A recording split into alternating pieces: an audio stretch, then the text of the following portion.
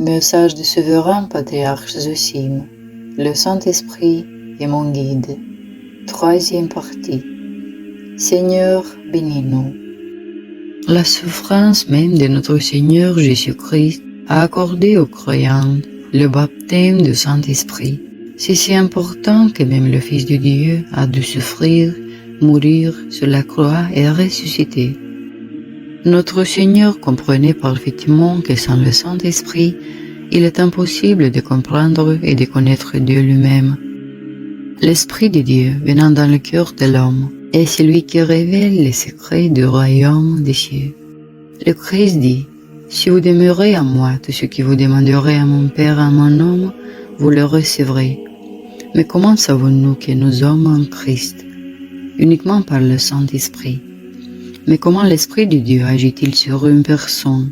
Certaines sensations spirituelles, lorsque Dieu entre dans le cœur par grâce, une telle personne est déjà capturée dans le royaume des cieux. Les démons la détestent particulièrement. Ayant goûté Dieu avec son cœur et connu la bonté du Seigneur, elle ne peut plus vivre sans Dieu. Lorsqu'il perd, il pleure, et lorsqu'il retrouve, il se réjouit comme un petit enfant ou comme une épouse fidèle qui a longtemps attendu son époux et qui ne peut se lasser de le regarder et de se réjouir. On dit de ces personnes que la graine du saint baptême, plantée dans leur cœur, a germé car la carapace endurcie et pécheresse du cœur a percé. Les germes de la graine du baptême, en transperçant le cœur, ont permis à la lumière de Dieu de pénétrer en l'homme, au plus profond de lui-même, au plus profond de son âme. À ce moment-là, survient la prise de conscience expérimentale que notre Seigneur est vivant. Le feu du Saint-Esprit s'allume dans le cœur et tout ce qu'une personne éprouve et ressent à cet instant est difficile à exprimer par des mots. Pour d'autres, qui sont seulement en chemin vers cet état merveilleux du cœur, le Seigneur n'entrait pas dans le cœur lui-même, mais touche seulement certaines forces de l'âme, procurant aux croyants trépieux des sensations spirituelles, comme une certaine paix après la prière, le sentiment que le Seigneur ne l'abandonne pas, etc.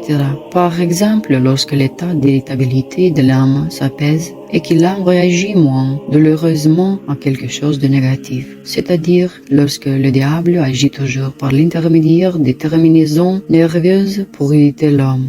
Alors, avec l'aide de Dieu, il n'a plus d'influence puissante sur l'homme. Ces deux états, lorsque le feu de la grâce brûle au plus profond du cœur et lorsque le Seigneur touche par sa grâce certaines forces de l'âme, sont deux états totalement différents.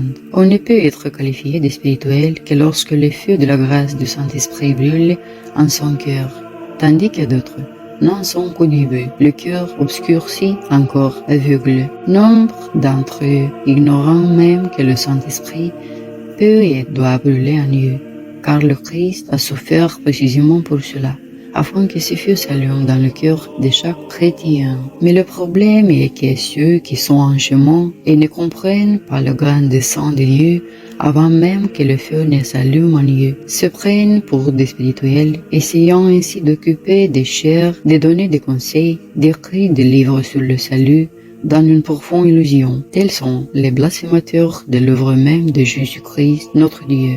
De telles personnes doivent prendre conscience de leur terrible tromperie et se repentir avant que le Seigneur ne les punisse. Telle était l'humilité des anciens chrétiens qui comprenaient, tant que le cœur ne brûle pas, il est inutile de parler de Dieu. Voilà la sagesse et la simplicité. Car le sang, par le feu de leur cœur, discernait quand ils pouvaient enseigner Dieu et quand ils pouvaient prier en silence. Je voudrais aussi dire à ceux qui sont encore sur le chemin de cette merveilleuse et paisible ardeur du cœur, ne vous découragez pas, car au moment propice, le Seigneur touchera vos cœurs. Votre fidélité dans les petites choses attirera certainement la grâce du Christ. Soyez patients et votre espérance ne sera pas déçue. L'ardeur de la grâce de Dieu dans le cœur lui-même engendre des états et des sensations variées. Puisque nous avons abordé le sujet de la vision spirituelle et de la sans-vision, je vais donner quelques exemples présentant également des différences, ainsi que la hauteur des degrés et de vertu, chaque degré ayant sa propre vision. Je dirais d'emblée mes chers amis, que ce sujet de sermon est si vaste et incompréhensible pour l'homme dans sa plénitude, que je n'aborderai donc que brièvement l'état spirituel. La sainte vision elle-même apparaît dès qu'une personne laisse un feu clair dans son cœur, et tandis que ce feu brûle, elle voit quelque chose. Dans cet état, elle se calme, souvent dans la grâce, et, voyant ce feu divin, s'en réjouit comme un enfant. Un tel état apprend à l'homme quand il peut parler et quand il ne le peut pas. En cela, le chrétien apprend à ramener son esprit au cœur par un silence complet des pensées. Grâce à une grande habileté dans cette œuvre sacrée, on peut attendre un tel silence que même une invocation mentale au Seigneur, dans la prière de Jésus, nous plonge dans une telle grâce que le seul mot « Seigneur » suscite en nous de telles sensations que, dans ce silence béni, on ne peut qu'après un certain temps reprendre mentalement la prière. On pourrait en dire long sur cet état d'âme et cet état béni du cœur, et écrire des volumes entiers, car par amour pour ce feu merveilleux du Saint-Esprit, les chrétiens ont fui la vanité du monde vers les déserts et les cavernes pour acquérir la prière de Jésus. Mais le Seigneur est si généreux et miséricordieux que malgré ce grand trésor des feux du cœur et des silences bénis, il ne s'arrête pas et accorde de nombreux autres dons spirituels, élevant l'homme toujours plus haut vers le royaume des cieux. Ainsi, par une foi vivante, nous atteindrons un autre niveau de vision spirituelle. La vision de la foi peut être différente. Je donnerai également des exemples simples. La foi se manifeste dans la prière elle-même. Supposons que nous demandions quelque chose à Dieu et que le Christ, dans le Saint-Esprit, par une foi vivante, proclame qu'il nous attend d'eux. Dans cet état, l'homme se réjouit et est heureux, même si cela ne s'est pas encore produit, car pour Dieu, tout y est déjà accompli. La foi vivante voit si loin qu'il pénètre tout le temps, ce qui n'existe pas pour le Dieu éternel. La foi procure une telle joie qu'elle reçoit de Dieu à l'avance ce qui viendra en temps voulu pour le monde qui l'entoure. C'est pourquoi le saint apôtre Paul dit « La foi est la parole de ceux qu'on espère. » Tous les prophètes ont souvent vu beaucoup de choses grâce à l'esprit de foi vivante pour les siècles à venir. Un tel niveau de vision spirituelle procure une grande joie à l'âme et divers secrets de Dieu le sont révélés. On pourrait également parler de ce niveau de foi vivante et écrire de nombreux livres, mais sans passer par les degrés de vertu décrits ci-dessus, de ce silence béni, de cette foi vivante. Il est impossible d'acquérir le niveau le plus important et le plus élevé pour une personne, la vision de Dieu. Il est donné pour le grand amour d'une personne pour Dieu, pour sa disponibilité à souffrir pour le Christ, pour sa confession de la foi orthodoxe. Quoi de plus précieux que de contempler le bien-aimé, voir le Seigneur bien-aimé, écouter ses paroles merveilleuses. Le psalmiste dit « Goûtez et voyez combien le Seigneur est bon ». Vraiment, il n'y a rien de plus beau et de plus précieux. La vision de Dieu et l'amour pour le Christ sont indissociables. Lorsque le cœur aime, il pense toujours à l'être aimé. De l'année, une contemplation incessante de Dieu. Mais comment cela n'est-il dans le cœur de l'homme? Le Seigneur philanthropique donne à l'homme une autre vision. Elle est dite intelligente et se combine avec la faveur du cœur. Dans cette vision intelligente, l'homme par une foi vivante voit Dieu lui-même, la mère de Dieu, les puissances du ciel et tous les saints, quand et comme Dieu le veut.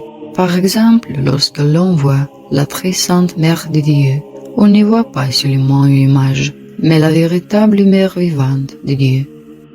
La vision intelligente de Dieu permet à l'esprit et au cœur de contempler la beauté intérieure de la Mère de Dieu, sa générosité, son amour pour Dieu et pour l'humanité. Il est impossible de décrire toute sa beauté surnaturelle. Si l'on reçoit la possibilité de voir la Mère de Dieu, cela signifie toujours « Demandez ce que vous voulez et vous recevrez ». On ne se réjouit, on pleure et on s'émerveille à ces visions merveilleuses. Le cœur est instantanément rempli d'amour pour la Mère de Dieu, et il ne l'oubliera jamais. Et si l'on est déjà digne de voir le ciel de cette vie, il est évident qu'on ne s'en séparera pas après la mort. Par la vision de Dieu, on découvrait la grandeur et la gloire de notre Seigneur. Et plus on en sait, plus on a soif d'aimer le Christ. Et puisque le Seigneur est incompréhensible, les âmes qui aiment Dieu grandiront éternellement dans l'amour et la vision de Dieu. Tel est le grand bonheur offert aux hommes par la passion du Christ. Ceux-là seront véritablement appelés fils de Dieu très haut. L'amour pour Dieu et pour la Mère de Dieu se manifeste également par divers sentiments suprêmes, dont nous parlerons dans un autre sermon, si le Seigneur le permet. L'Esprit de Dieu lui-même et la bonne Dieu m'ont fait connaître lui-même et la très pure Mère de Dieu depuis de nombreuses années, que j'ai si ardemment soif d'aimer toujours plus. Cette bénédiction de la sainte vision de Dieu et de son amour est pour moi le but le plus important de ma vie. C'est pourquoi les prophéties que loin sera préservée par Dieu de toute hérésie et de toute trahison, afin que rien ne vienne entraver l'onction du Saint-Esprit bien avant le rite du couronnement. Par exemple, le Christ-Dieu n'avait pas particulièrement besoin d'être baptisé dans le Jourdain pour recevoir le Saint-Esprit. Notre saint Jean-Baptiste l'avait compris. Mais pour accomplir toute justice pour notre salut, Dieu lui-même a dû passer par la sanctifiant les eaux du Jourdain par sa propre présence. Il en va de même pour le dernier roi qu'il a été préalablement sanctifié par le Saint-Esprit, qui est l'onction spirituelle. De plus, selon les lois de l'Église orthodoxe, il était nécessaire de passer par un mariage et une onction religieuse. Mais pour Dieu, l'onction spirituelle du Tsar, l'onction du Saint-Esprit, était plus importante car tous les rites, y compris les sacrements, ne se déroulant pas avec l'aide du Saint-Esprit.